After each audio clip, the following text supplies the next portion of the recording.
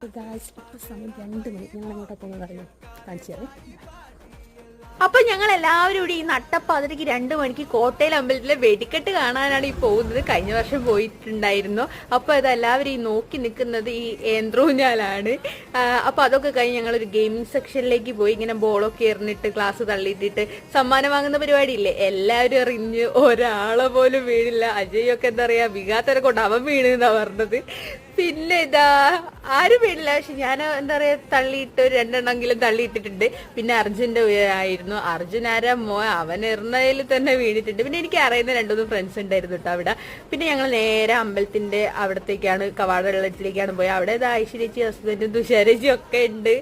തുഷാരേച്ചിയൊക്കെ ഏതോ 9 മണിക്കങ്ങ് വന്ന് കുത്തിരിക്കുന്നുണ്ട്, 4 മണിക്ക് പൊട്ടുന്നതിന്. പിന്നെ ഇതാ പൊട്ടൊക്കെ തുടങ്ങിയിട്ടുണ്ട്. ഒരു അടിപൊളി വെടിക്കെട്ട് തന്നെയായിരുന്നു. അപ്പൊ ഇന്നത്തെ വീഡിയോ വന്നിട്ട് ഇത്രയേ ഉള്ളൂ. അപ്പൊ ഓക്കെ, ബൈ ഗൈസ്.